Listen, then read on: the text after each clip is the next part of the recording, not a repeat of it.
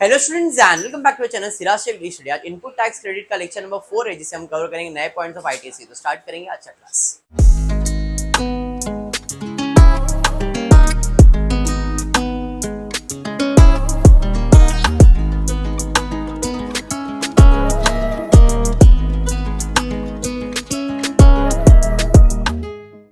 Start करते हैं, जरा ध्यान देना। देखो, सबसे पहला इंपॉर्टेंट बात ये कि मैंने वीडियो बनाया जिसके अंदर मैंने कहा एग्जाम पोस्टपोन होना चाहिए। ये पोस्टपोन करने का रीजन और ये वीडियो बनाने का मेन मोटिव ये था कि आई टू अंडरस्टैंड कि इतने कम टाइम में प्रिपरेशन नहीं होता है, ना होगा, और होगा भी तो फटफट करेंगे, आप एग्जाम दे देंगे। तो मेरे को ऐसा था कि यूनिवर्सिटी को एक रिक्वेस्ट मैसेज है कि पॉसिबल हो सके तो एग्जाम पोस्टपोन हो जाए तो स्टूडेंट्स को थोड़ा टाइम मिलेगा। बट देयर आर टीचर्स जिनके हिसाब से भाई एग्जाम्स आ गया, पढ़ो एग्जाम पढ़े, क्योंकि लास्ट सेमेस्टर भी ऐसे ही हुआ। 10 अक्टूबर को तुम्हारा डेट आ गया कि एग्जाम्स होने वाला है, एंड देन पोस्टपोन्ड हुआ, एंड देन स्टूडेंट्स को ऐसा है कि भाई टाइम मिला बट रिजल्ट नहीं आया। तो ये बार भी ऐसा ही होएगा कि टाइम मिलेगा, रिजल्ट नहीं आया तो बराबर है। ऐसा सबका अलग अलग थिंकिंग है। मेरा थिंकिंग सिंपल सा बात है कि कॉलेजेस में पिछले सेमेस्टर में भी सिलेबस कंप्लीट नहीं हुआ था, इस सेमेस्टर में उनका कॉलेज का सिलेबस कंप्लीट हुआ नहीं है, बराबर है। But now this is your last semester, इसके बाद कोई सेमेस्टर नहीं होने वाला, खत्म। इसके बाद फिर केटी एग्जाम देते फिरेंगे या जो भी होते रहेगा वही करते रहोगे, क्योंकि इसके बाद आप जॉब पे चले जाओगे या करियर के ऊपर फोकस करने वाले। तो मैंने वो वीडियो इसलिए बनाया ताकि यूनिवर्सिटी को भी थोड़ा सा एहसास हो कि नहीं यार, थोड़ा सा टाइम एक्सटेंशन देना चाहिए। अब वो चक्कर में आप पढ़ाई बंद करो, ऐसा मैंने कहीं पे भी नहीं कहा है। मैंने किसी भी स्टूडेंट को ये नहीं कहा कि you stop studying, exam postpone करोगे उसके ऊपर फोकस करने का।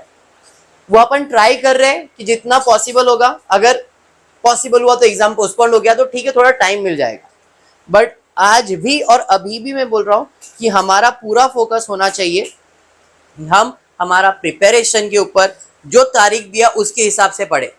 सर टाइम टेबल अभी तक आया नहीं है, हम क्या पढ़ेंगे, कैसे पढ़ेंगे, हमको समझ में नहीं आ रहा है। बाय डिफॉल्ट एफए पहला पेपर ही आएगा, कॉस्टिंग सेकंड पेपर ही आएगा, पहले प्रैक्टिकल हो जाएंगे, फिर थियरी आने वाला है। तो आप उसका टेंशन लो मत। पहला पेपर कहीं ना कहीं फर्स्ट ईयर एफए ही, फर्स्ट पेपर एफए ही रहता है, बराबर है। तो हम उसके हिसाब से प्रिपेयर करेंगे। आज तारीख हो रहा है तुम्हारा 17th of October, sorry 17th of March, बराबर है। देखने जाओ तो अभी इस महीने में तुम्हारे पास टोटल 17, 11, 13 डेज बच गए।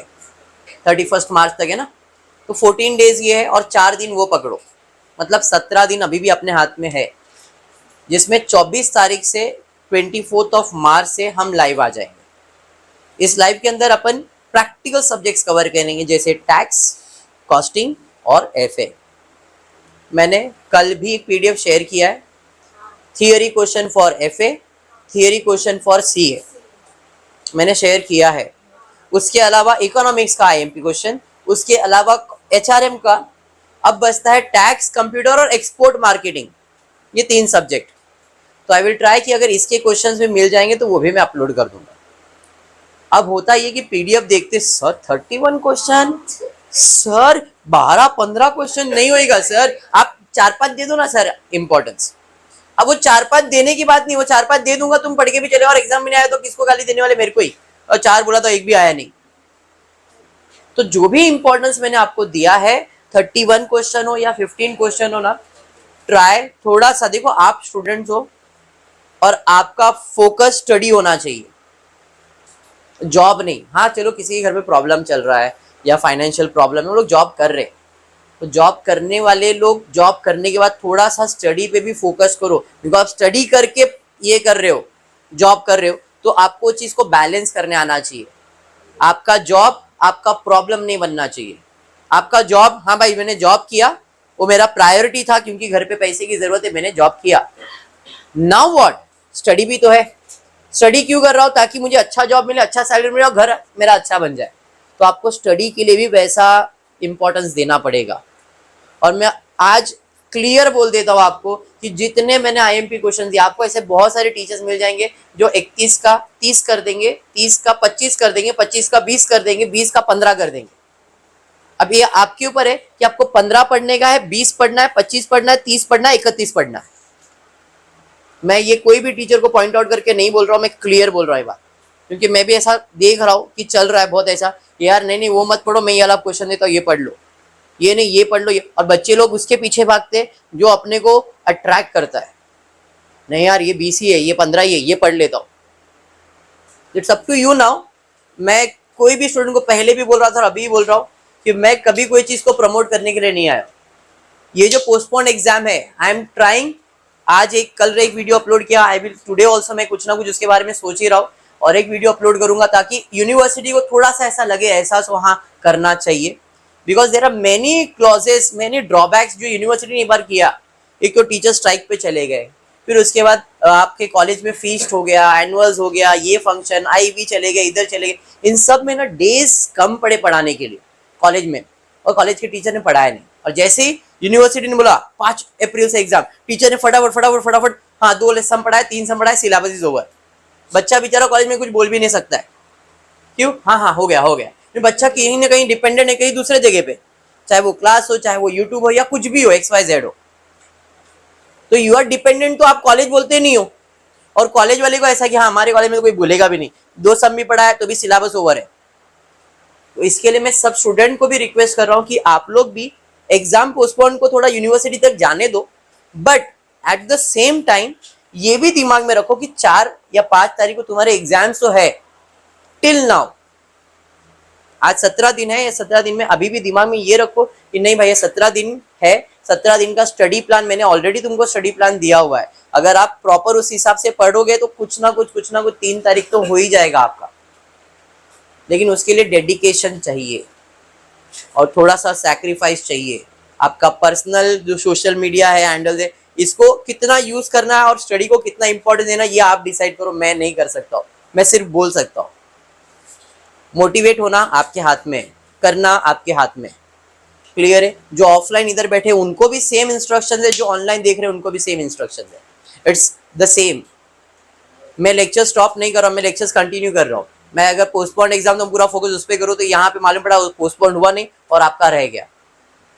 तो इसलिए हम फोकस कर रहे पढ़ाई एग्जाम पे ही। हमको जब भी डेट आएगा, जो डेट को आएगा एग्जाम तो देना ही है। पोस्टपोन करके पोस्टपोन नहीं हुआ तो भी एग्जाम तो इसी तारीख को देने का है, तो क्या पोस्टपोन को इंपॉर्टेंस देंगे स्टडी को? पढ़ाई तो चलते रहना चाहिए। एट द सेम टाइम अगर ये चीज क्लिक हो जाता है, पोस्टपोन क्लिक हो जाता है, तो 10 दिन का टाइम या 15 दिन का टाइम भी एक्सटेंशन मिलता है, तो उसको और अच्छे से यूटिलाइज करना पड़ेगा। बिकॉज 5 तारीख के लिए आपने अपने को प्रिपेयर किया था फॉर एग्जाम्पल 50%, तो 10 दिन और मिल जाएगा, तो और अपने को मेहनत करना है, तो डबल रिवीजन करके अच्छा रिजल्ट आना पड़ेगा।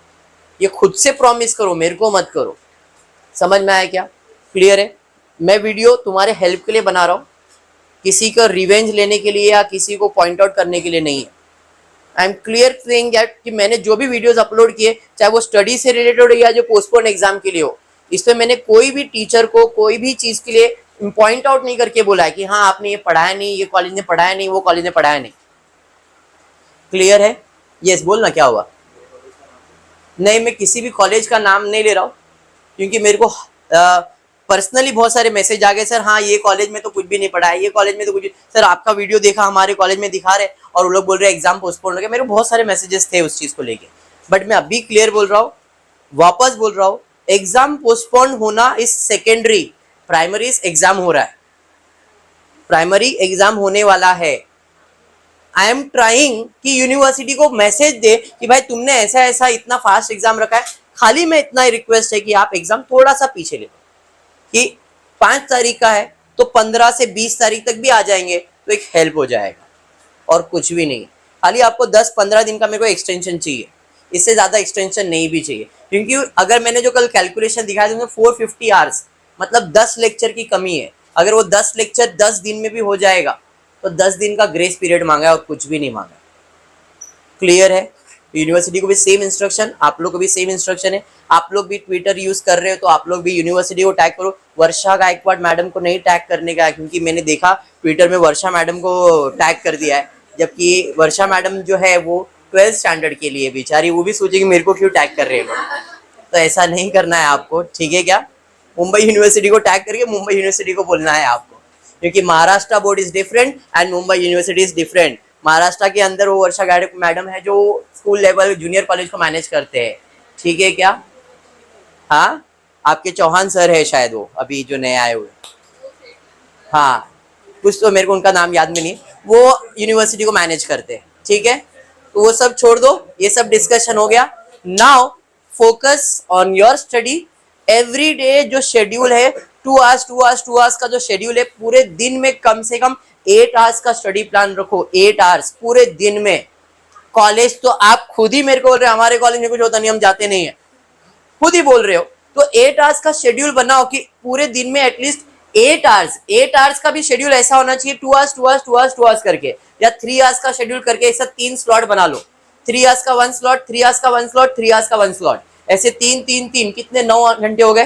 या तो 2 आवर्स के 4 स्लॉट बना लो जिसमें FA, CA, टैक्सेशन, थियरी, या 2 थियरी 2 प्रैक्टिकल। ऐसा मैंने जो स्टडी प्लान दिया अगर उसके हिसाब से भी करोगे ना, देखो थियरी पढ़ने में मेरे को मालूम है कहीं ना कहीं तुम लोग फंस जाते हो, बट आज भी बोलता हूं स्मार्ट स्टडी करो, हार्ड स्टडी नहीं। स्मार्ट स्टडी का मतलब होता है कि जब कोई चीज तुम पढ़ रहे हो ना, तो उसको पढ़ते समय रट्टा नहीं मारना है, पढ़ते समय सिर्फ समझना है, और समझा है वो अपने भाषा में लिख के ले लो। What you have understood from that just write in your language, that's it. बाजू में निकालो उसको, points and your explanation in your mind.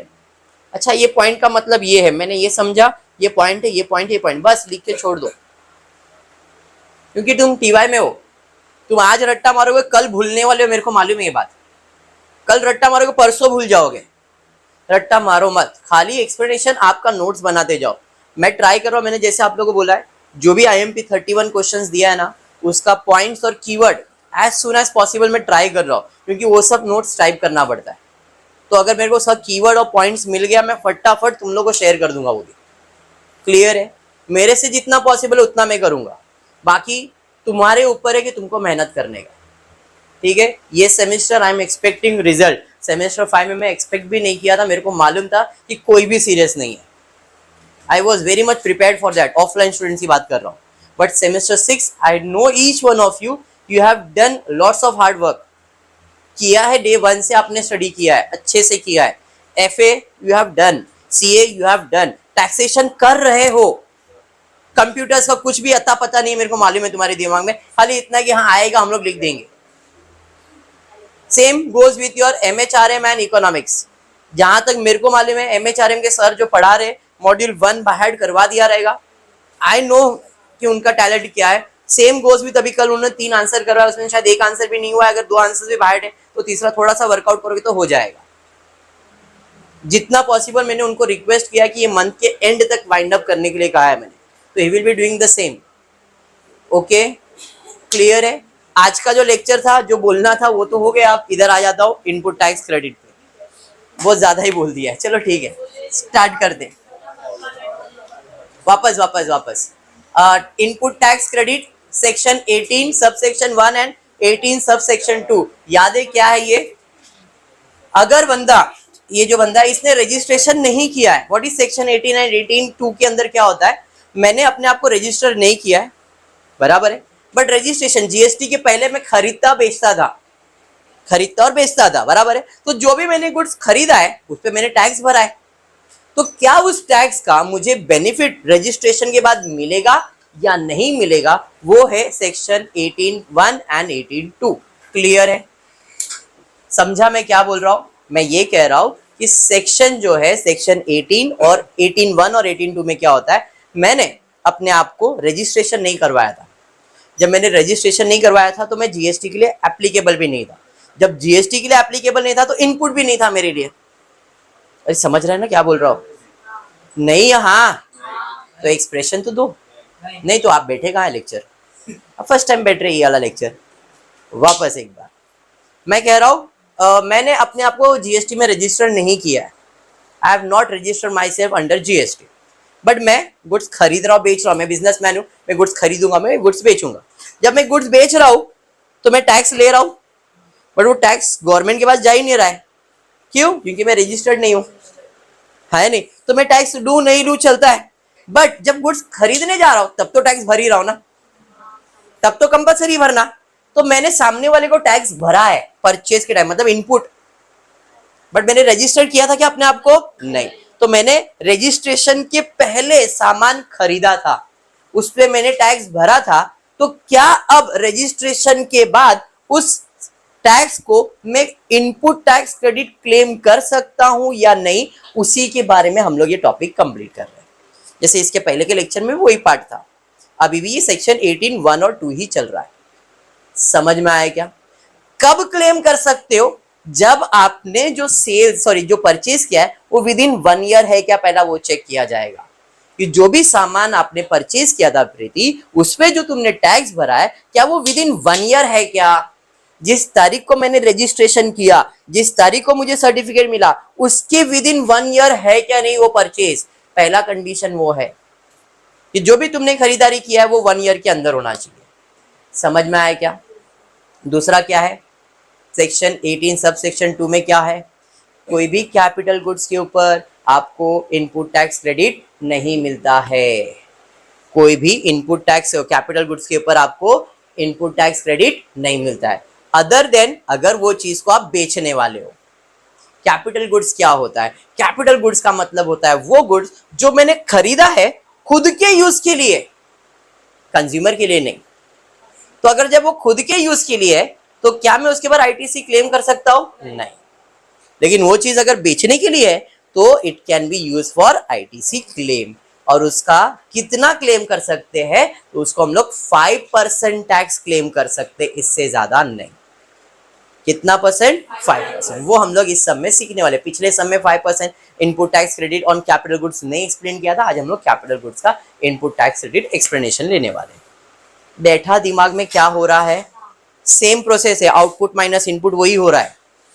But पहले वाले में क्या था? नॉर्मल था, रजिस्टर्ड पर्सन था, सामान बेचा, सामान खरीदा, बेच के टैक्स कलेक्ट किया, खरीद के टैक्स भरा, माइनस किया, क्रेडिट को एडजस्ट किया। हाँ जी, इधर भी वही करना है, बट इधर क्या है? रजिस्ट्रेशन के पहले सामान खरीदा, फिर रजिस्ट्रेशन किया, अब वो क्लेम कर सकता है कि नहीं वो डिस्कशन कर रहे हैं। ठीक है, समझा ना पूर्वा? Expression very good. चलिए स्टार्ट करते हैं, जरा ध्यान देना। पहला क्वेश्चन है, ABC trader paying tax under composition scheme crosses the threshold and becomes liable to pay tax under regular scheme on 1st April 22। एक बंदा है एबीसी लिमिटेड, वो कंपोजिट स्कीम के अंदर है। गवर्नमेंट बोला भाई मैं छोटा ट्रेडर हूं तो कंपोजिट स्कीम में चल रहा हूं, तो कंपोजिट स्कीम में गवर्नमेंट उसके से टैक्स नहीं लेती रहेगी। भी कंपोजिट स्कीम जब रजिस्ट्रेशन आएगा तब एक्सप्लेन करूं, अभी के लिए हाँ उसने टैक्स नहीं था, बट उसका जो कंपोजिट स्कीम का सेल्स का यानी कि जो टर्नओवर था वो लिमिट उसने क्रॉस कर दिया और वो बन गया normal GST payer and becomes liable to pay tax under regular scheme. बराबर है? कौन से तारीख को? 1 अप्रैल। मतलब 1 अप्रैल को वो क्या बन गया? GST pair. उसके पहले वो क्या था? नॉन जीएसटी प्लेयर है या नहीं? हाँ पेयर, प्लेयर आ गया, नॉन जीएसटी पेयर था। बराबर है? बट इसके पहले भी उसने खरीदारी तो किया रहेगा, तो टैक्स भरा रहेगा। सवाल है जो उसने इसके पहले खरीदारी किया है उस पे जो टैक्स उसने पे किया है क्या उसको वो आप क्रेडिट यानी कि इनपुट टैक्स क्रेडिट में एक्सेप्ट कर सकता है या नहीं, हमको यही बताना है। समझा? समझ में आ गया? तो 1 अप्रैल को उसको क्या मिल गया है? रेगुलर स्कीम मिल गया है। Can it avail input tax credit and if so calculate the amount of ITC available. खाली कितना इनपुट टैक्स क्रेडिट अवेलेबल है वही फाइंड करना है। समझा? क्वेश्चन समझा क्या? नहीं यहां पक्का समझा? चलिए ठीक है। Input lying in the stock invoice date was 12 of March 22। भाई हमारा रजिस्ट्रेशन कभी हुआ? अप्रैल में। ये इनपुट कभी परचेज किया गया था? 12 मार्च को, 1 महीना पहले परचेज किया है। 1 साल तक का टाइम है परचेज करने का, तो मतलब ये विद इन 1 ईयर है। इस पे कितना टैक्स है? 3600, 3600। तो टोटल टैक्स कितना हो गया भाई इसका? 7200। तो क्या इसका आईटीसी मिलेगा? हाँ मिलेगा। इनपुट टैक्स क्रेडिट मिलेगा कि नहीं? विद इन 1 ईयर है ना। फिर उसके बाद कैपिटल गुड्स प्रोक्यूर्ड ऑन 25 सितंबर 21। 25 सितंबर 2021 में खरीदा गया था और इनवॉइस भी 25 तारीख को, मतलब विद इन 30 डेज बिल भी बन चुका था। 7,200, 7,000 कैपिटल गुड्स नहीं मिलता है, बराबर है। कैपिटल गुड्स नहीं मिलेगा वॉलेंट्री वाले को, पिछली बार करवाया ना, वॉलेंट्री रजिस्ट्रेशन वाले को नहीं। बट ये वॉलेंट्री रजिस्ट्रेशन तो नहीं है, ये तो नॉर्मल बंदा है, कंपोजिट स्कीम वाला, जिसको बाय डिफॉल्ट जीएसटी पे करना पड़ा है नहीं। तो इसके बारे में थोड़ा सा डिस्कशन करेंगे, अभी के लिए तो नहीं भर रहा है, ठीक है। हाँ जी, कैपिटल गुड्स पे इनपुट टैक्स क्रेडिट नहीं है। किसको? जो वॉलेंट्री रजिस्ट्रेशन लेता है उसको। पिछले सम में वॉलेंट्री रजिस्ट्रेशन था, इस समय वॉलेंट्री रजिस्ट्रेशन नहीं है। फर्क समझ में आ गया? तो भाई साहब को मैंने स्टार मार्क किया, इसके ऊपर बाद में डिस्कस करते हैं। आगे बढ़ता हूं। Input lying in semi finished goods in the stock, invoice dated December 2021। दिसंबर 2021, अप्रैल में, अरे अप्रैल में मतलब मार्च आ गया, फेब आ गया, जनवरी, दिसंबर, 4-5 महीना पहले का ये कंसीडर होगा कि नहीं? यस होगा। तो अब टोटल इनपुट टैक्स क्रेडिट कितना, इनपुट टैक्स कितना अवेलेबल है? 7,200 प्लस इनपुट वापस से 4,800, टोटल कितना हो गया? 12,000। इतना मैं क्लेम कर सकता हूं, इतना तो क्लेम कर सकता हूं। उसके अलावा कैपिटल गुड्स के ऊपर डिस्कशन करेंगे। अब कैपिटल गुड्स के ऊपर डिस्कशन क्या है, तो टोटल पहले हम लोग कर लेते हैं। टोटल कैपिटल गुड्स कितना है? 14,400। हाँ जी, ध्यान देना। कैपिटल गुड प्रोक्यूर्ड ऑन 25, प्रोक्यूर मतलब ये गुड्स इसलिए खरीदा ताकि हम लोग इसको बेच सके। तो इसके बाद टैक्स कितना पे किया था? 14,400। तो अगर आप कोई भी कैपिटल गुड्स परचेज करते हो सेल्फ कंजम्पशन के लिए नहीं, रीसेल पर्पस के लिए, तो इस पे इनपुट टैक्स क्रेडिट में कितना परसेंट मिलेगा? 5% पर क्वार्टर, 5% पर क्वार्टर। तो इसका मतलब है 14,400 पे कितना परसेंट का क्रेडिट मिलेगा? 5% का पर क्वार्टर। पर क्वार्टर में मतलब पहला क्वार्टर होता है मार्च एंड, फिर जून, फिर सितंबर, फिर दिसंबर। मतलब अप्रैल से लेके जून पहला क्वार्टर, फिर जून से सितंबर, सितंबर से दिसंबर, दिसंबर से मार्च। इस बंदे ने कौन से तारीख को परचेज किया था? 25 सितंबर। तो 25 सितंबर तो खत्म नहीं हुआ, तो सितंबर का पहला एक क्वार्टर आएगा। जून से सितंबर के क्वार्टर में वो एक क्वार्टर हुआ, हाँ। तो सितंबर का एक क्वार्टर, दिसंबर का एक क्वार्टर, सितंबर का तो अक्टूबर से दिसंबर एक क्वार्टर आएगा ना। तो फर्स्ट सितंबर का एक महीने के लिए, क्या एक दिन के लिए भी एक क्वार्टर को कंसीडर किया जाएगा। तो सितंबर 25 है ना, तो सितंबर का मंथ कंसीडर, मतलब सितंबर का एक क्वार्टर हुआ, दिसंबर का हो गया 2, मार्च हो गया, 1 अप्रैल को तो भरने वाला है वो, तो एक दिन पहले ही जाना ना अपने को रजिस्ट्रेशन है, तो 31 मार्च तक आएंगे ना हम लोग। तो इसके कितने क्वार्टर्स हुए? तो इधर 3 क्वार्टर्स। तो 14,400 टोटल उसने टैक्स भरा था। 5% इंटू 3 मंथ्स कर दे, मतलब 3 करना, 160 इसका डिडक्शन। तो टोटल कितना आया? 12,000। ये वो क्लेम कर सकता है आईटीसी के अंदर। तो वो आईटीसी में कितना क्लेम करेगा? एक ये 12,000 का प्लस डेप्रिसिएशन का कितना? 12,240 का। समझा क्या कहा मैंने? बोलो। वहाँ पे 2,400 और 2,400 फिर 4,800 लिया। हाँ, इनपुट टैक्स में 7,200 है, कि उसको क्यों प्लस नहीं क्या? किया? इनपुट टैक्स 7,200 है। 3,600, 3,600 कितना होता है? 7,200, 2,400, 2,400, 4,800, 7,400, 7,400 कितना हुआ? समझा? होता है ये उम्र में, इट्स नॉर्मल। गुंजा जी आपको समझा? क्या समझा आपको? नहीं, शर्माने की बात नहीं, नॉर्मल पूछा। अच्छा, क्वार्टर नहीं, क्वार्टर तो इसको समझता है। तेरा क्या है? कितना क्वार्टर में? कितना? 60, हाँ 180। हाँ, यही समझो तुम लोग, इधर मत समझो। वापस ध्यान देते, जरा ध्यान देना। कृणाली, 3,600 पूरा क्रेडिट मिलेगा। तो टोटल 7,200 का इनपुट टैक्स क्रेडिट मिलेगा। CGST SGST अलग अलग करते तो दोनों में उतना माइनस तो होता ना, या हम सिर्फ क्या कैलकुलेट कर रहे हैं कि ITC कितना अवेलेबल है। तो ITC कितना अवेलेबल है 12,000 एंड डिप्रिसिएशन का यानी कि कैपिटल गुड्स का कितना 12,240। ये कैसे कैलकुलेट किया समझा? जो भी उसका टैक्स उसने पे किया था उसमें उसको कितना इनपुट टैक्स क्रेडिट मिलेगा 5%। कितने पर क्वार्टर के हिसाब से, तो उसको टैक्स क्रेडिट कितना मिल रहा है 2160 का, तो टोटल टैक्स बेनिफिट कितना आएगा 12,240 का। बात समझा? ये पक्का समझा है? सेम सम और एक बार लेते अलग क्राइटेरिया के बेसिस पे। देखो और बहुत ज्यादा हो गया ना ये, वाओ सर। चलिए, Mrs. Shamak, a registered dealer, engaged in supplying exempted goods to its customer. 17 क्या 17/6 क्या है 17 June 2022 exemption notification was reclaimed and goods were liable for tax। 17 जून को जीएसटी भरना पड़ रहा है उसको। पहले वो एग्जाम गुड्स में डील कर रहा था। एग्जाम गुड मतलब जिसपे 0% टैक्स होता है।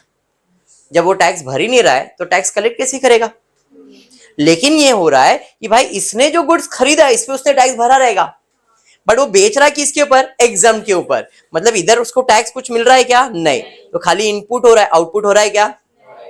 क्योंकि ये एग्जाम गुड्स में डील कर रहा है। बात समझ में आया? समझा? बट इसने टैक्स तो भरा है तो गवर्नमेंट से क्या मांगेगा? क्रेडिट मांगेगा।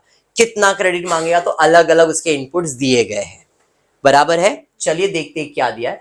Liable for tax. Shamak has to make e payment of the tax on the due date that is on 20th of July। 17 जून को उस बंदे को रजिस्ट्रेशन करना पड़ गया कि भाई अपने को टैक्स भरने का। और ई पेमेंट कौन से तारीख को कर, मतलब ऑनलाइन पेमेंट कब कर रहा है? जुलाई में, एक महीने के बाद। Compute eligible credit for the month of June 22 if the following information is provided. इस बंदे ने value of input stock lying on 16th of June 22 all input were procured after 1st March 22। मतलब इस बंदे ने खरीदा कौन से तारीख को? 1 मार्च 2022 को। all inputs are produced procured on 1st March। मतलब 1st मार्च को उसने कितने का खरीदारी किया था? 1 लाख का। अब उसमें भी लाइंग ऑन द गुड्स मेरे पास अभी भी कौन से तारीख को 16 जून तक मेरे पास गुड्स पड़े हुए। कितने का? 1 लाख का। 1 लाख पे कितना परसेंट? 12% के हिसाब से क्या मैंने चार्ज किया है? IGST चार्ज किया है। तो क्या इसका क्रेडिट मिलेगा? मिलेगा। 16 जून है ना?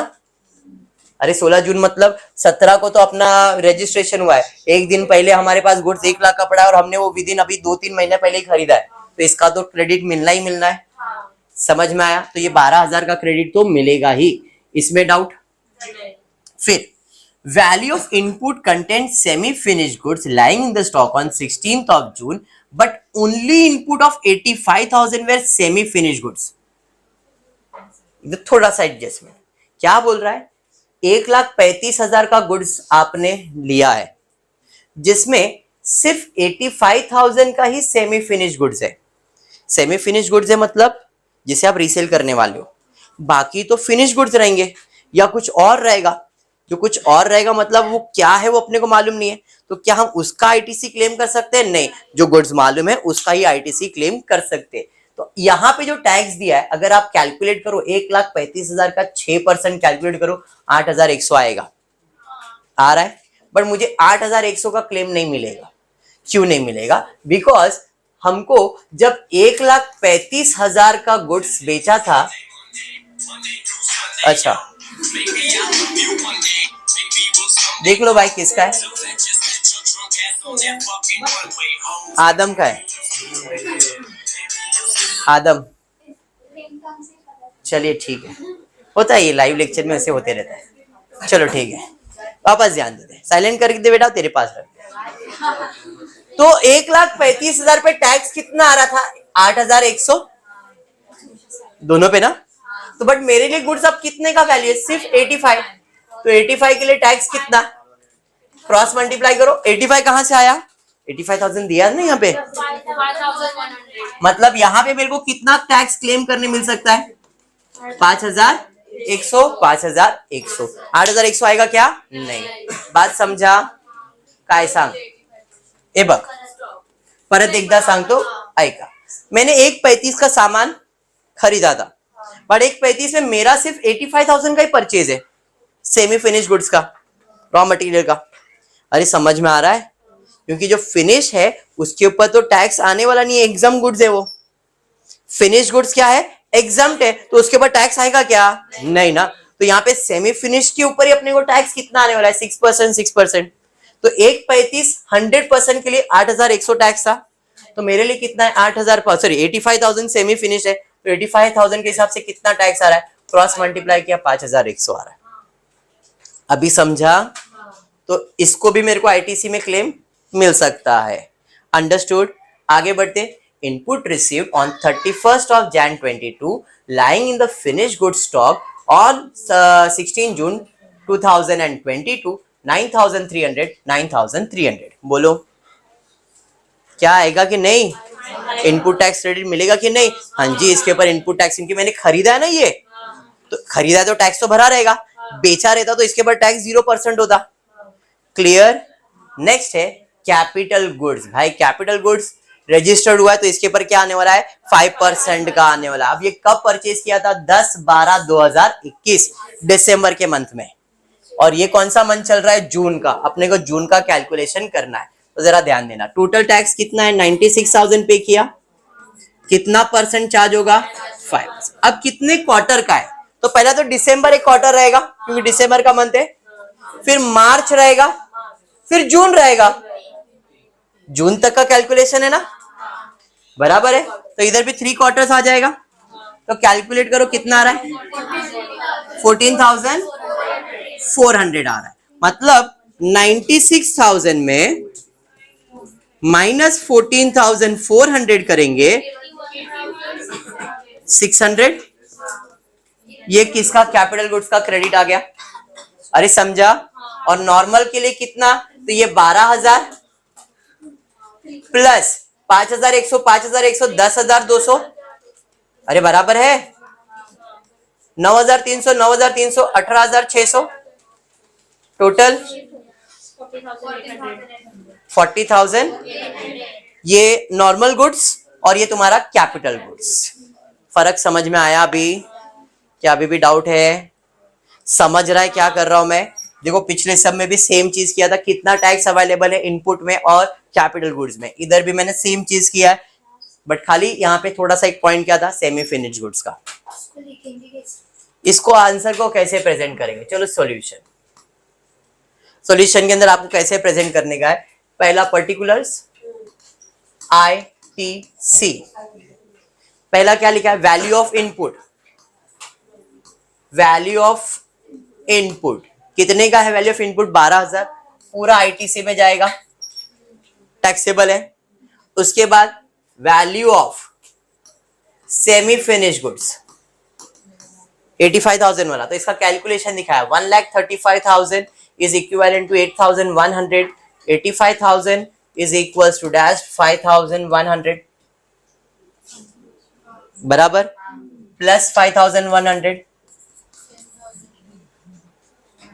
समझ में आई? तो 6% कैलकुलेट किया था ना अपन ने।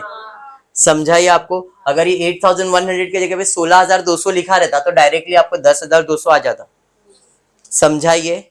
फिर और कुछ है ये वाला थर्ड वाला, तो same value of input received कितना? 18,600। इसका टोटल कर लोगे 40,800। फिर नेक्स्ट पार्ट पे जाएंगे for capital goods. Now capital goods,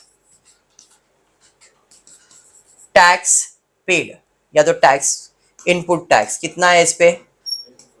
नहीं समझा राहुल? क्या नहीं समझा बोल? 96,000 माइनस 96,000 इंटू 5% इंटू 3 14,400 81,600। ऐसा प्रेजेंटेशन है इसका। समझा? हाँ बोलना। ये कैपिटल गुड्स का देखो, कैपिटल गुड्स पे टैक्स कितना आया? मतलब जब मैंने खरीदा तो टैक्स कितना पे किया था? 96,000। तो क्या मैं वो क्लेम कर सकता हूँ हाँ भाई नॉर्मल पर्सन हो, रजिस्टर्ड हो गया हो, तो मुझे गवर्नमेंट ने बोला कितना परसेंट तुमको मिलेगा? 5% पर क्वार्टर का मिलेगा। तो 96 तुमने पे किया, चलो ठीक है। 96,000 पे 5% पर क्वार्टर के हिसाब से कितने का रिडक्शन क्लेम करूंगा मैं? 14,400। तो 14,400 का क्लेम करे कितना आईटीसी क्लेम कर सकता हूँ? 81,600। बात समझा? बस यही किया और कुछ नहीं किया। अभी 3 क्वार्टर कैसे आया वो तो एक्सप्लेन कर दिया था मैंने। हाँ, कुछ पूछने का तो पूछो। कल रहा है, चलो इसको भी कल रहा है।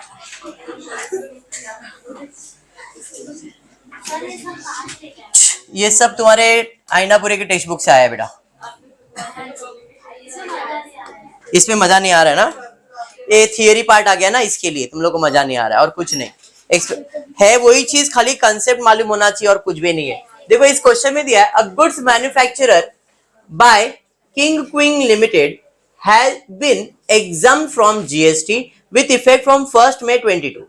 Earlier, these goods were liable for CGST, SGST at the rate 6%. It just say the input used in manufacturing were also liable for CGST, SGST at the rate 6%. It just say the following information is provided on 30th of April 22. क्या समझ में आया? पहले line पे दिया है कि वो किंग और क्वीन जो है एग्जम्प्ट है from GST with effect from 1st में। एग्जम्प्ट है मतलब इनको टैक्स भरने की जरूरत है क्या? नहीं। मतलब अभी जो गुड्स सम किया था वैसा ही, बट इनको रजिस्ट्रेशन करना पड़ रहा है। 1 मई को रजिस्ट्रेशन किया है, बट उसके पहले 30 अप्रैल तक उन्होंने जो भी गुड्स खरीदा था वो भी 6% के लिए एप्लीकेबल था। तो अब अपने को सेम वापस से वही कैलकुलेशन करना है। इनपुट कॉस्टिंग रुपीज 1,12,000, बट यहाँ पे इंपॉर्टेंट लाइन है इंक्लूसिव। इसके पहले जितने सम्स थे वो सब थे एक्सक्लूसिव। बस खाली यही ट्विस्ट है, बाकी सम इज सेम। इंक्लूसिव का मतलब है इसके साथ टैक्स इंक्लूडेड है, खाली वही कैलकुलेशन में फर्क आने वाला है। मतलब 1,12,000 में कितना परसेंट टैक्स रहेगा? 6 + 6 12%। मतलब ये 1,12,000 बाय डिफॉल्ट कितना परसेंट होगा? 112% होगा। इंक्लूसिव 100% नहीं होगा, तो अपने को 12% टैक्स निकालने का है। समझ में आया क्या? इंक्लूसिव का मतलब क्या हुआ? जो भी है उसके अंदर टैक्स है, और टैक्स कितना परसेंट है? 6 और 6 कितना हो गया? 12%। मतलब ये जो अमाउंट दिया है 1,12,000, इसमें 6 + 6 12% इंक्लूडेड है। नॉर्मली जो सेल्स होता है वो 100% होता है, बट इसके अंदर टैक्स भी इंक्लूडेड है, मतलब 12% और इंक्लूडेड है। 100 + 12 कितना हो गया? 112। अगर ये 18% होता तो वो बाय डिफॉल्ट 118% हो जाता। 5% होता तो वो 105% होता। समझा? तो यहाँ पे 12% है, मतलब 1,12,000 112% है। मुझे सिर्फ टैक्स कैलकुलेट करना है 12%। 12,000 के अंदर CGST 6,000 और ये 6,000। तो क्या इसका आईटीसी मिलेगा? हाँ जी मिलेगा ना। कभी परचेज किया भाई? तुम्हारे साल में परचेज किया, 30 अप्रैल के पहले तक का परचेज है। अरे समझा? सब में खाली यही ट्विस्ट था, इंक्लूसिव, बाकी सेम। अभी क्लियर? नेक्स्ट पे जाते हैं। Input costing rupees 8640 inclusive of CGST, SGST are held in process. Held in process मतलब जिस पे काम चल रहा है। अब इस पे काम चल रहा है तो इसके ऊपर टैक्स तो भरा है ना हमने, तो हम कैलकुलेट कर रहे हैं वापस से। 80,640 कितना परसेंट है? तो 12% कितना? 8,640। अगर मैं कैलकुलेशन की बात करूं 4,320। 4,320 6% का कैलकुलेशन दिखा रहा हूं। अरे समझा? Next, finished goods valuing rupees 5,60,000 are in stock. The input cost inclusive of CGST, SGST is 50% of the value. क्या समझा यहाँ पे?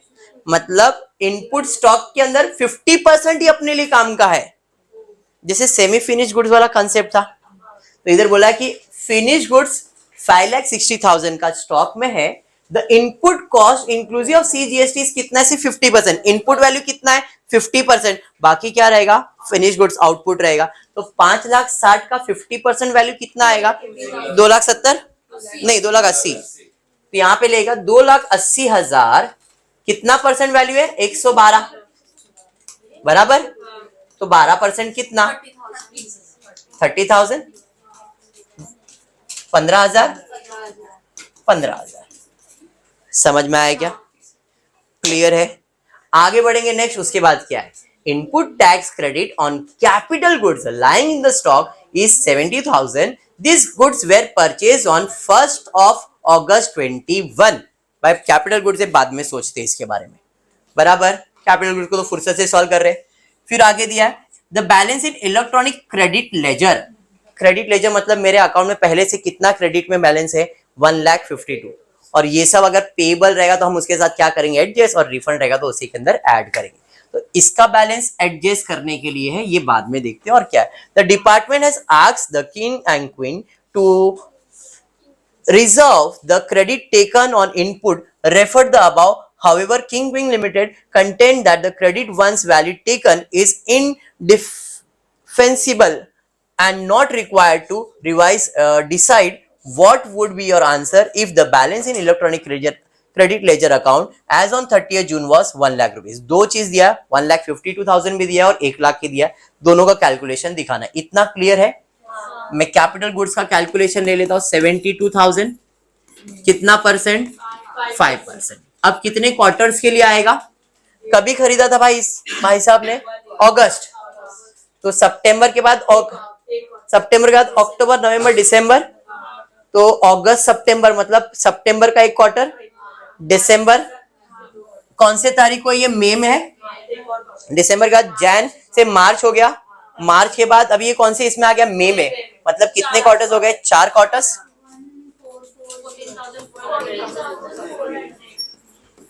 ये समझ में आ गया? अरे क्लियर है? क्लियर सबको? यहां तक मैंने क्या क्या कैलकुलेशन किया, क्लियर हुआ क्या? वापस पहला मैंने 1,12,000 का गुड्स खरीदा था, उसका टैक्स कैलकुलेट किया, जो कि इसके पहले के क्वेश्चन में डायरेक्टली दे देते भाई इतने का गुड्स है इतना टैक्स, इतने का गुड्स है इतना टैक्स, इतने गुड्स है इतना टैक्स। अभी ये मैंने कैलकुलेट किया, ये पार्ट समझा। फिर कौन सा कंसीडर करना है उसको हमको ऐड करना है, डेप्रिसिएशन ऑन कैपिटल गुड्स अलग करना है। बात समझा आपको क्या हो रहा है सब में? इसके पहले ये और ये पहले से कैलकुलेटेड था, अभी सिर्फ इतना दिया था और हमको ये कैलकुलेट करना था। दोनों सम का डिफरेंस समझ में आया? चलिए ठीक है, यहां तक। चलिए अब टोटल कर लेते। 12,000, 8,640 और 30,000 कितना होता है? देखो 23,640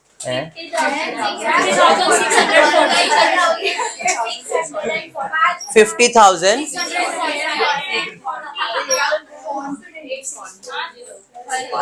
तो फिर 50,640। क्लियर है? क्लियर। डेप्रिसिएशन कितना था? 72,000 माइनस 14,400 कितना हो गया? 67,000।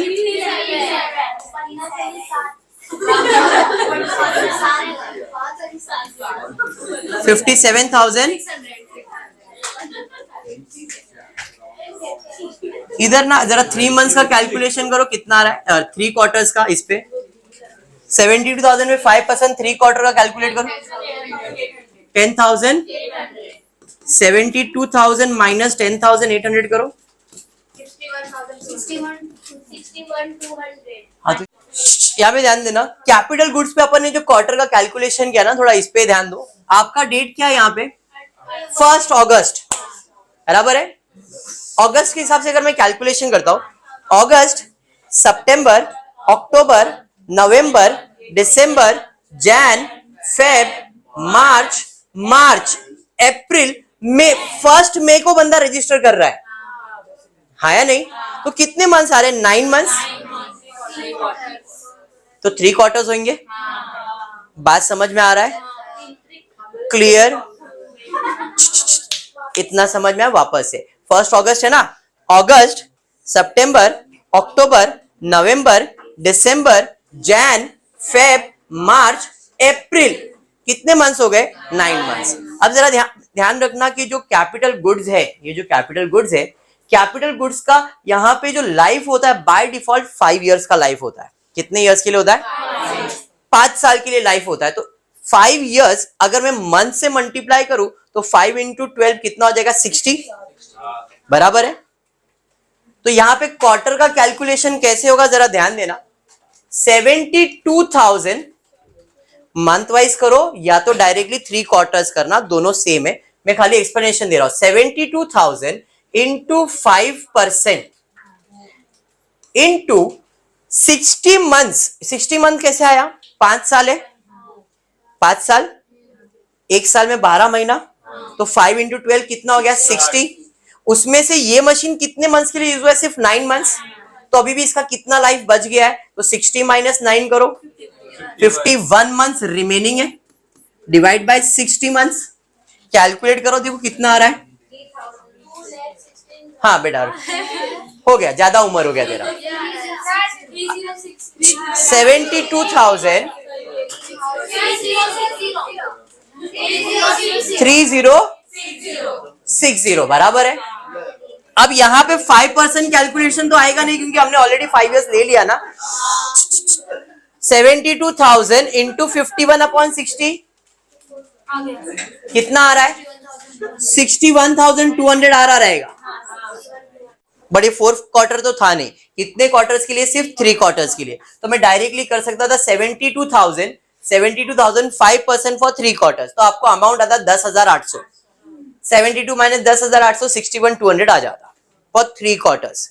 लेकिन यहाँ पे 3 क्वार्टर्स लिख नहीं सकते थे अपन, उसका रीजन ये था कि ये जो रजिस्ट्रेशन हुआ कौन से मंथ में? मई में, तो मई का मंथ काउंट करेंगे तो मई से हिसाब से जाएंगे तो जून तक क्वार्टर जाएगा वो, तो ये और एक क्वार्टर ले लेता है। तो हमने क्या किया? अगस्त, सितंबर, अक्टूबर, नवंबर मंथ्स का कैलकुलेशन लिया। तो मंथ्स के हिसाब से सिर्फ 9 मंथ्स का कैलकुलेशन आना चाहिए। एक कैपिटल गुड्स का लाइफ कितना होता है? 5 इयर्स, इसलिए हम लोग कितना परसेंट का डिस्काउंट भी मिलता है? 5% के लिए। तो 72,000 का 5 इयर्स के लिए, 5 इयर्स के लिए मतलब क्या किया हमने? 5 इयर्स इंटू 12 मंथ्स, तो 5 इंटू 12 करो, कितना आ रहा है? 60। इसमें से मंथ्स कितना यूज कर लिया मैंने? 9, तो बचा कितना? 51। तो यहाँ पे 51 मंथ्स का आउट ऑफ 60 इयर्स 72,000 का अपने को जो क्लेम वो करना है, तो कैलकुलेट करोगे तो आपको जो अमाउंट इसके ऊपर आ रहा है वो आएगा 61,200। बात समझ में आया? ये 3 क्वार्टर्स का डायरेक्टली कैलकुलेशन करोगे तो भी आपको यही मिलेगा, और 9 मंथ्स का कैलकुलेशन हुआ मतलब 51 मंथ्स का हुआ तो भी आपको कैलकुलेशन हुई है। समझ में आया क्या? क्लियर है? अब टैक्स की बेनिफिट की बात करूंगा तो कितना टैक्स बेनिफिट आने वाला है? 50,640 प्लस डेप्रिसिएशन का कितना मिलने वाला है? 61,200। टोटल कितना हो गया? 1,11,840। मतलब मैं गवर्नमेंट को बोल के कितना टैक्स बेनिफिट क्लेम कर सकता हूँ? 1,11,840। मेरे इलेक्ट्रॉनिक क्रेडिट लेजर में कितना जमा है? 1,52,000 जमा है। एडजस्ट कितना हो जाएगा? 1,11,000। देयरफॉर टैक्स रिफंड कितना होगा? 1,52,000 माइनस 1,11,840, 40,160 एक। लेकिन अगर क्रेडिट बैलेंस में सिर्फ लाख रुपया जमा है तो दिया ना, और एक ऑप्शन लाख रुपया जमा है तो एडजस्ट कितना करना है? 1,11,840। तो यहाँ पे रिफंड होने वाला है कितना? ये क्या हो जाएगा? रिफंड। और ये क्या हो जाएगा? पेबल। समझ में आ गया क्या? क्योंकि क्रेडिट लेजर के अंदर मेरे पास जमा कितना है? 1,52,000। समझ में आया क्या? अरे अंडरस्टूड। 1,52,000 में से आईटीसी का क्लेम कितना होगा? 1,11,840 ही होगा, तो बाकी मेरे लिए क्रेडिट लेजर में जमा हो गया। इस केस में मेरे पास क्रेडिट में जमा कितना? 1 लाख ही है। एडजस्ट कितना करने का? 1,11,840, तो बचा कितना? 11,840। ये अपने को रिफंड होने वाला है।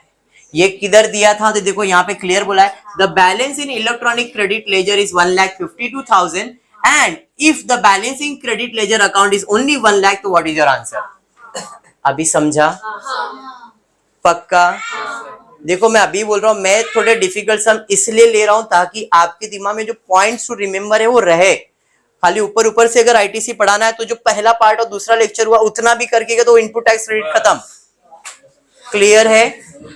तुमको अगर सिर्फ और सिर्फ पास होने के लिए पढ़ने का तो उतना पढ़ के जाओ, लेकिन अगर अच्छे मार्क्स निकालने तो ये जो पॉइंट्स टू बी कंसीडर है वो इंपॉर्टेंट है। जैसे डेप्रिसिएशन कितना परसेंट कैलकुलेट हो रहा है, कितने क्वार्टर्स का कैलकुलेशन हो रहा है, कौन सा गुड्स कंसीडर किया गया है, कौन सा नहीं कंसीडर किया, ये इंपॉर्टेंट होता है। क्लियर? आज इतना ही करता हूँ, नेक्स्ट लेक्चर में इसके आगे सम्स किसका? इसका भी सॉल्यूशन जो ऐसा लिखा बेटा वही सेम सॉल्यूशन में वही सेम प्रोसेस है। ये चीज ये क्वेश्चन के अंदर ये नहीं कैलकुलेट करके दिया है, ये हम कैलकुलेट करेंगे, टोटल करेंगे, डेप्रिसिएशन ऐड करेंगे और वैल्यू लिख देंगे। समझा? चलिए क्या बेटा बोलना क्या? एक ही स्लाइड बचा है। एक ही स्लाइड बचा है, चलो एक ही स्लाइड बचा है तो कर भी लेते। चलो छोटा सा साबे कर लेते। Granite textile limited purchase a needle detecting a machine on 8 of July 21 from Makhija engineering works limited worth for ₹10 lakhs excluding GST. इस बंदे ने परचेज किया, मतलब इसके ऊपर उसने जीएसटी भरा रहेगा। कितना परसेंट जीएसटी भरा उसने? 18% on the same. It availed the ITC of the GST paid on the machine and started using it for manufacturing of goods. The machine was sold on 22nd October 22 for ₹7,50,000 excluding GST as a second-hand machine to LT Private Limited. The GST rate on supply of machine was 18%. State the action which Granite Textile Limited is required to take if any in the accordance with the statutory GST provision on second hand machine. क्या हुआ भाई, मैंने पहले खरीदा कितने का? 10 लाख का 2021 जुलाई में इसके पास से खरीदा है, एक्सक्लूडिंग बोला है, जीएसटी कितना पे किया? 18%। On the same it avail ITC to the machine and start using it for manufacturing the goods. The machine was sold on 22nd October 22. 8 जुलाई 2021 में गुड्स परचेज किया था, बराबर है। उसके बाद मैंने इसको 22 अक्टूबर में 7.5 रुपए में बेच दिया है भाई, 7,50,000 में सेल्स किया है और उसके बाद जीएसटी कलेक्ट किया, कितना परसेंट? तो ये जो है ये आउटपुट हो गया और ये जो हो गया वो क्या हो गया? इनपुट। खाली सवाल इतना है, क्या मैं इस पे आईटीसी क्लेम कर सकता हूं? अगर हाँ तो कितना? तो सिंपल हिसाब है, तुमने 10 लाख रुपए का गुड्स परचेज किया था, बराबर है। एट द रेट 18% के हिसाब से आपने इसके बाद टैक्स कितना पे किया रहेगा? 1,80,000। फिर आपने 7.5 लाख रुपए का गुड्स बेचा, कितने परसेंट के हिसाब से? 18% के हिसाब से। कैलकुलेट करो कितना आ रहा है? 1,35,000। क्लियर है यहां तक? डन। अच्छा ये क्या है? 1,35,000 क्या है? Output tax. और ये क्या है? इनपुट टैक्स, बराबर है। तो 1,80,000 मैंने पे किया है और 1,35,000 मैंने रिसीव किया है ना, बराबर है। ये कौन सा गुड्स है? कैपिटल गुड्स है। कौन सा गुड्स है? कैपिटल गुड्स है। और कैपिटल गुड्स के ऊपर अपने को पर क्वार्टर के हिसाब से डिडक्शन मिलेगा। हाँ जी। तो इस बंदे ने जो कैपिटल गुड्स परचेज किया था 10 लाख रुपए का, इस पे टैक्स कितना भरा था? 1,80,000। इनपुट टैक्स क्रेडिट है ना, अरे बराबर है कि नहीं? तो 1,80,000 के ऊपर 1,80,000 के ऊपर इंटू 5% पहला फाइनेंशियल ईयर और फिर दूसरा दो फाइनेंशियल ईयर कैलकुलेशन आएगा। कैसे? ये जुलाई 2021 और खत्म हो रहा है अक्टूबर 2022, हाँ या नहीं? मार्च में साल खत्म होता है, जुलाई, अप्रैल मई जून पहला क्वार्टर हो गया, तो ये दूसरे क्वार्टर में आ रहा है। जुलाई अगस्त सितंबर पहला क्वार्टर में हो गया एक, अरे हाँ, तो ये जुलाई टू सितंबर, दिसंबर, मार्च पहला फाइनेंशियल ईयर खत्म हो गया। हाँ जी। तो पहला फाइनेंशियल ईयर खत्म हो तो इनटू 3 क्वार्टर्स के लिए बेनिफिट। समझा ये? अब हम आ गए नए साल में, अप्रैल 2022 में आ गए। तो अप्रैल से मई से जून पहला क्वार्टर हुआ, खत्म कभी हो रहा है? अक्टूबर में। तो फिर सेकेंड क्वार्टर कब चालू होगा? जुलाई से सितंबर, फिर वापस नया चालू होगा अक्टूबर, और ये अक्टूबर में आ रहा है, मतलब फिर से 3 क्वार्टर। तो वापस से 1,80,000 के ऊपर इंटू 5% कितने? तो 1,80,000 पे इधर कितना आ रहा है? 27, इधर भी आ रहा है 27, टोटल कितना 54। तो इधर 54,000 माइनस कर दूं मैं, कितना आ रहा है? 1,26,000। समझा? अब इसको प्रेजेंट कर रहा हूं, जरा ध्यान देना सॉल्यूशन पे। सॉल्यूशन, आउटपुट टैक्स कितना है मेरा? 1,35,000 बराबर है, माइनस इनपुट कितना भाई? कैपिटल गुड्स है ना, तो कैपिटल गुड्स पे 1,80,000 का क्लेम थोड़ी कर सकता हूं मैं। कैपिटल गुड्स पे कितना क्लेम कर सकता हूं मैं? 1,26,000। अरे समझा? तो भाई कैपिटल गुड्स पे अगर 1,26,000 तो यहाँ पे बैलेंस कितना आ रहा है? तो ये मेरा क्या है? पेबल है क्या रिफंड है? पेबल। डन। समझा सम? अरे समझा क्या किया मैंने? यहाँ पे सिर्फ कैपिटल गुड्स का कैलकुलेशन हुआ। कैपिटल गुड्स पे जो जीएसटी कैलकुलेट हो रहा है पूरा डिडक्शन नहीं मिलता है। कैपिटल गुड्स के ऊपर कैलकुलेशन कैसे किया? 1,80,000 मैंने कैपिटल गुड्स खरीदा, बेचा तो 1,35,000, तो ये मैंने टैक्स कलेक्ट किया था, टैक्स रिसीव किया, टैक्स पे करने का, बट पूरा 1,80,000 का डिडक्शन नहीं मिलेगा बिकॉज 1,80,000 कौन सा है? कैपिटल गुड्स का है। तो कैपिटल गुड्स में 2 फाइनेंशियल ईयर इन्वॉल्व हो गए, 2021 और 2022। तो पहला मैंने 21 तक किया और फिर मैंने 21 से 22 का कैलकुलेशन किया। तो ये था जुलाई में। तो जुलाई, अगस्त, सितंबर पहला क्वार्टर हो गया, फिर दिसंबर हो गया, फिर मार्च, मतलब ये पहला 3 क्वार्टर का डिडक्शन दिया। फिर नया अप्रैल से जून, फिर जुलाई से सितंबर, सितंबर से अक्टूबर, नवंबर, दिसंबर, तो ये अक्टूबर में आ रहा है तो इसका तीसरा क्वार्टर चालू हो गया था। तो इधर भी 3 क्वार्टर का, इधर भी 3, मतलब टोटल 54,000। अगर और फाइनेंशियल ईयर इन्वॉल्व होता तो उतने साल का क्वार्टर का डिडक्शन आप क्लेम कर सकते हो।